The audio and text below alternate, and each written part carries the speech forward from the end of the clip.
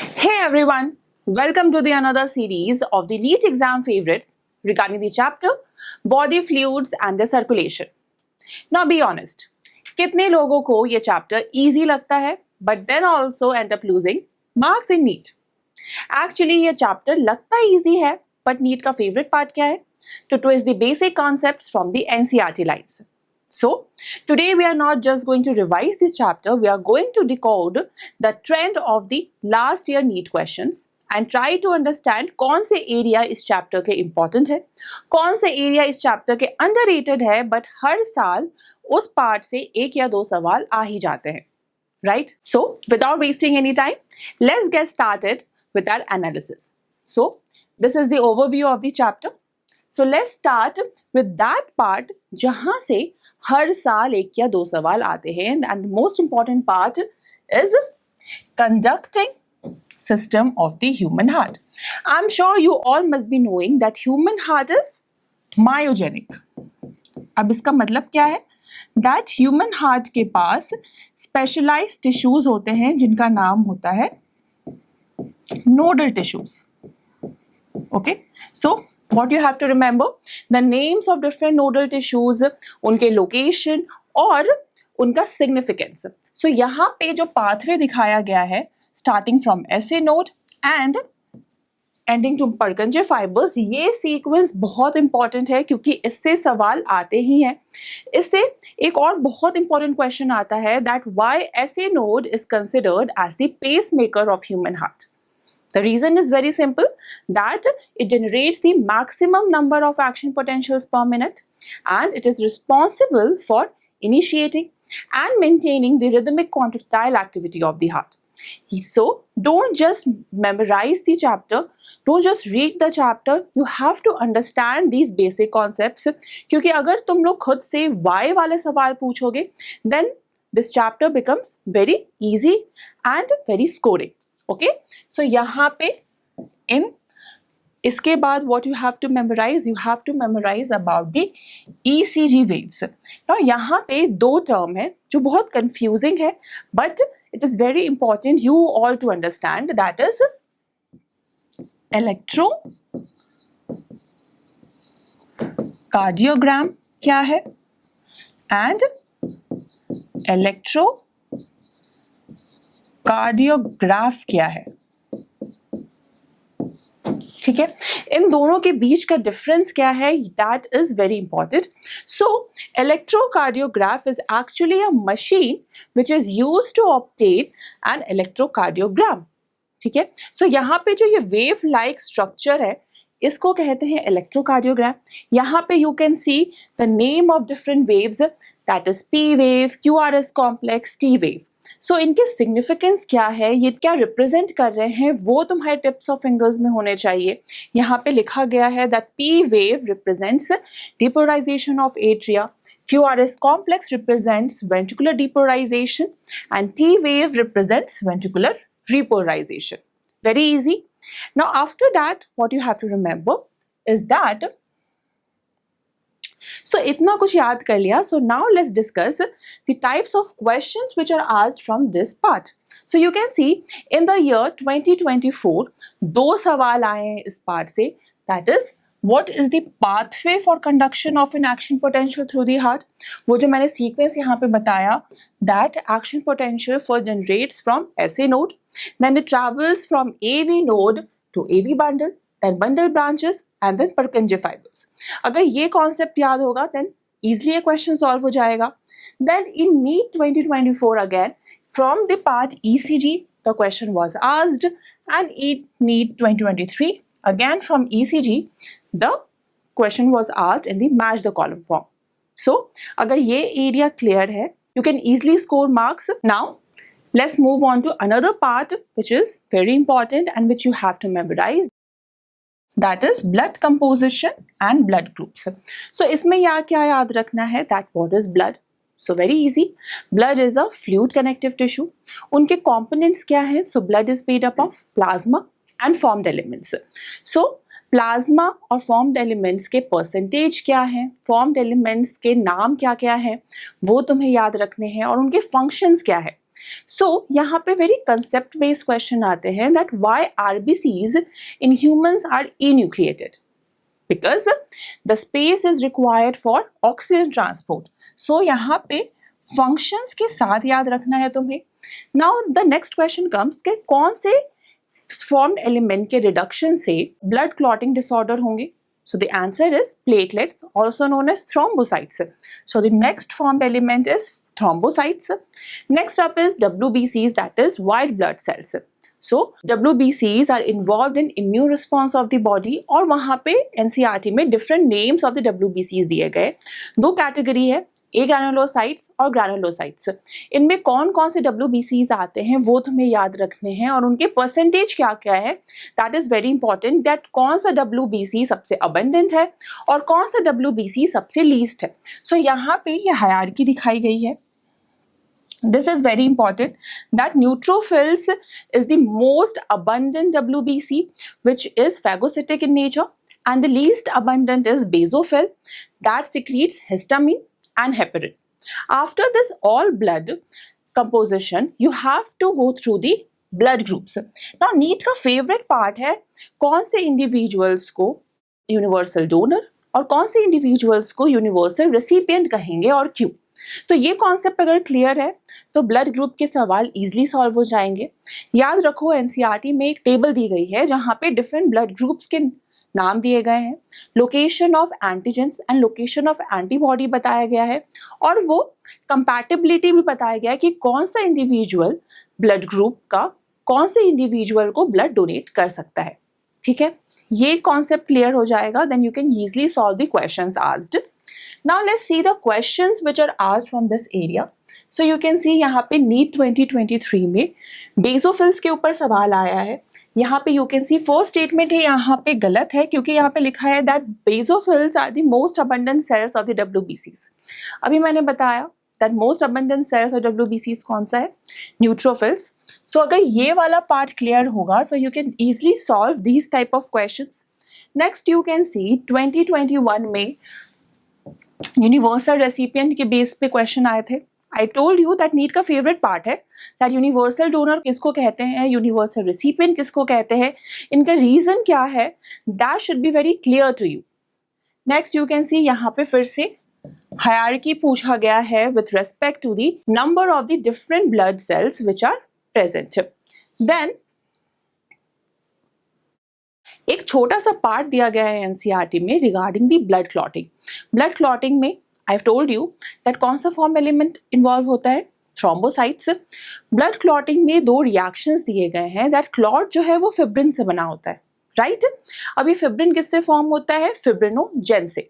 So the conversion of fibrinogen into fibrin is facilitated bye thrombin, and thrombin किससे form होता है, prothrombin से. Now prothrombin converts into thrombin in the presence of thrombokinase. So ये दो reaction है जो बहुत इंपॉर्टेंट है, वो तुम लोग को याद रखना है. और एक और चीज that calcium ions is very important for blood clotting. इतना क्लियर है तो वो ब्लड क्लॉटिंग वाला हिस्सा बिल्कुल सॉल्व हो जाएगा. सो यू कैन सी यहाँ पे दो स्टेटमेंट्स दिए गए हैं. पहला स्टेटमेंट यहाँ पे लिखा हुआ है the coagulum is formed of network of threads called thrombins. ये गलत हो गया क्योंकि मैंने भी बताया क्लॉट किससे फॉर्म होता है, फिब्रिन से. Fibrins are formed from fibrinogen in presence of thrombins. Next statement यहाँ पे you can see spleen is the graveyard of erythrocytes. So what you have to remember, सबसे पहले तो तुम्हें याद रखना है that life span of RBCs कितने होते हैं, 120 days. और उसके बाद वो कहाँ डिस्ट्रॉय होता है, स्प्लीन में. So yes, spleen is considered as the graveyard of erythrocytes. So blood के सारे सेल्स के फंक्शंस, उनके नंबर और उनका सिग्निफिकेंस तुम्हें क्लियर होना चाहिए. After that let's see what is the most important part here in this chapter, the structure of the human heart. Of course इस चैप्टर में हमने ब्लड देख लिया, कंडक्टिंग सिस्टम देख लिया, तो उसके बाद तुम्हें क्या पता होना चाहिए कि हार्ट एक्चुअली होता कैसा है एंड वो वर्क कैसे करते हैं. ठीक है, आई am sure you all must be knowing that human heart is 4 chambered. 4 chambers होते हैं, 2 एट्रिया और 2 वेंट्रिकल्स। ओके, इन चेम्बर्स में कौन से टाइप के ब्लड प्रेजेंट हैं वो तुम्हें क्लियर होने चाहिए, दैट राइट वेंट्रिकल और राइट एट्रिया कौन से टाइप ऑफ ब्लड को डेडिकेटेड है, and left atria and left ventricle कौन से टाइप ऑफ ब्लड को डेडिकेटेड है। ठीक है, इसके बाद क्या पता होना चाहिए दैट कौन से चेम्बर के पास थिकेस्ट मस्कुलर वॉल होता है। The answer is left ventricle, and why so, because it has to pump the blood to all the parts of the body. देखा, यहाँ पर भी वाई वाला सवाल था। ठीक है, after that you have to remember the locations of different valves. 3 type के वाल्व्स प्रेजेंट है हमारे हार्ट में, tricuspid valve, bicuspid valve and semilunar valve. इनके लोकेशंस बहुत इंपॉर्टेंट है। How you have to remember, you have to remember like this, RT, यहाँ पे T is representing tricuspid valve and R is representing right atrium and right ventricle. So ऐसे इस mnemonic से you can remember that tricuspid valve is present between right atrium and right ventricle, while by this mnemonic you can remember bicuspid valve, which is here representing B. Bicuspid valve is present between left atrium and left ventricle. After that semilunar valve की अगर बात करें तो semilunar valve present होता है between pulmonary artery and right ventricle and left ventricle and aorta. Very simple, right. After that और क्या याद करने की चीज़ है इसमें, यहाँ पे ये स्ट्रक्चर क्लियर कर लेना। एनसीईआरटी में जो जितने भी लेबलिंग्स दिए गए हैं वो बहुत इंपॉर्टेंट है। पैपिलरी मसल्स, कॉर्डेट टेंडने क्या है, ये सारी चीज़ें याद रखने की चीज़ है। उनके फंक्शंस क्या हैं वो तुम्हें बिल्कुल अच्छे से समझना है। आफ्टर दैट चैप्टर के एंड में नेम्स ऑफ डिफरेंट डिसऑर्डर्स और सर्कुलेटरी सिस्टम दिए गए हैं। उनमें से सारे नेम्स इंपॉर्टेंट है, but what you have to remember is that the value of the normal blood pressure in humans. So systolic pressure कितना होता है, 120 mmHg, एंड डायस्टोलिक प्रेशर कितना है, 80 mmHg। सो अगर ये वैल्यू अगर ऊपर या नीचे है तो क्या डिनोट करते हैं, कोई डिसऑर्डर। अगर ये वैल्यू कम है आफ्टर रिपीटेड चेक्स तो वो डिनोट करता है हाइपोटेंशन, और अगर इस वैल्यू से ज़्यादा वैल्यू है आफ्टर रिपीटेड चेक्स देन वो सिग्निफाई करता है hypotension. Clear? After that what you have to remember is that different phases of the cardiac cycle. ये बहुत इंपॉर्टेंट है और काफ़ी बार स्टूडेंट्स इस पार्ट में कंफ्यूज करते हैं। 3 फेजेस है कार्डियक साइकिल के, atrial systole, ventricular systole and joint diastole. Diastole word अगर जहां आता है वो सिग्निफाई करता है रिलैक्सेशन फेज, सिस्टोल सिग्निफाई करता है हमारा कॉन्ट्रैक्शन फेज। सो एट्रियल सिस्टोल के वक्त एट्रिया कॉन्ट्रैक्ट करते हैं, वेंट्रिकुलर सिस्टोल के वक्त वेंट्रिकल्स कॉन्ट्रैक्ट करते हैं, और जॉइंट डायस्टोल के वक्त सारे ही चेम्बर्स रिलैक्स्ड फेज में होते हैं। तो कार्डियक साइकिल में तुम्हें डिफरेंट फेजेस के सिग्निफिकेंस, ड्यूरेशन और उनके उस इवेंट में क्या क्या हो रहा है वो तुम्हें याद रखना है। और एक फॉर्मूला है फॉर कैलकुलेटिंग कार्डियक आउटपुट, वो तुम्हें अच्छे से मेमोराइज करना है। That cardiac output is equal to heart rate multiplied by stroke volume. It is very important, काफ़ी बार मैथमेटिकल इक्वेशन भी आता है, so you can easily solve that question by the help of this equation. So now let's see the types of different questions which are asked from this area. So you can see in 2018 location of different valves was asked. So अगर valve की location clear होगी so you can easily solve this question. Then in year 2022 the question was asked on the basis of cardiac cycle. अगर cardiac cycle के different events clear होंगे then you can easily solve this question and make this chapter very scoring. Now let's discuss the next part of this chapter which is important, that is specialised circulation. I am sure आप लोगों ने pulmonary circulation और systemic circulation के बारे में सुना होगा। उनमें कौन कौन से हार्ट चेम्बर्स इन्वॉल्व है और कौन से ब्लड वेसल्स इन्वॉल्व है वो तुम लोगों को अच्छे से याद रखना है। आफ्टर दैट एनसीईआरटी में पोर्टल सिस्टम्स के बारे में भी जिक्र की गई है। उनमें से एक है हिपैटिक पोर्टल सिस्टम। सो ये किनके किन के बीच है वो तुम्हें याद रखना है, और इनका सिग्निफिकेंस क्या है, that is also very important.